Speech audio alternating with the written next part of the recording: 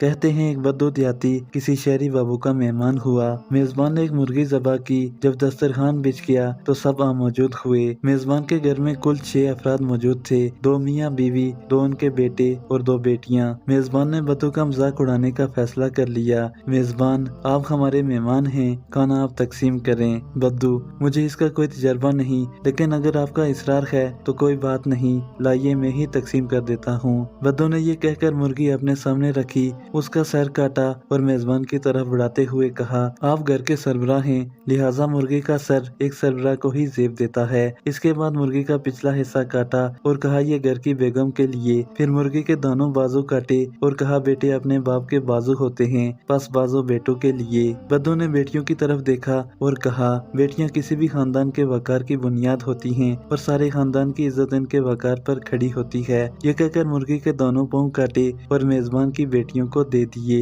پھر مسکرا کر کہنے لگا، جو باقی بچ گیا ہے وہ مہمان کے لیے۔ میزبان کا شرمندگی سے برا حال تھا۔ اگلے دن اس نے اپنے بیوی کو کہا کہ آج 5 مرغیاں ذبح کرنی ہیں۔ بیوی نے ایسا ہی کیا اور جب دسترخوان لگا تو اس پر 5 بھونی ہوئی مرغیاں موجود تھی۔ میزبان نے سوچا کہ دیکھتے ہیں آج یہ 5 مرغیوں کو کس طرح تقسیم کرے گا۔ میزبان: ان مرغیوں کو سب افراد پر برابر تقسیم کر دو۔ بدو بولا، جفت یا طاق؟ میزبان نے کہا، طاق انداز میں تقسیم کرو۔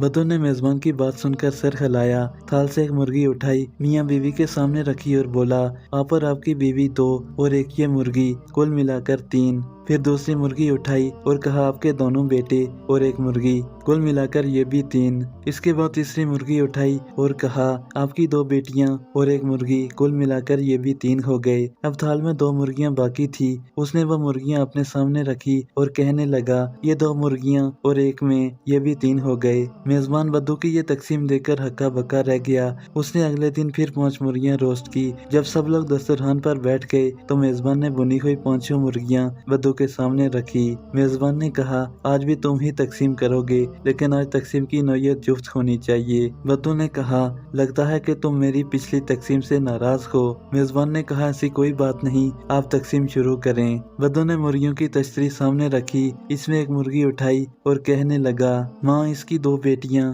اور ایک مرغی، یہ ہوئے کل ملا کر 4۔ یہ کہہ کر پہلی مرغی ان کی طرف بڑھا دی۔ اس کے بعد دوسری مرغی اٹھائی اور میزبان نے کہا، آپ کے 2 بیٹے اور ایک مرغی، یہ بھی کل ملا کر 4 ہوئے۔ پھر تھال میں موجود باقی 3 مرغیاں اپنی طرف کھسکاتے ہوئے بولا، میں اور یہ 3 مرغیاں، یہ بھی کل ملا کر ہو گئے 4۔ اس کے بعد مسکرایا، بے بسی کی تصویر بنے اپنے میزبانوں کی طرف دیکھا اور آسمان کی طرف منہ کرتے ہوئے کہنے لگا، یا اللہ، تیرا لاکھ لاکھ شکر ہے کہ تو نے مجھے تقسیم کرنے کی اعلیٰ صلاحیت سے نوازا ہے۔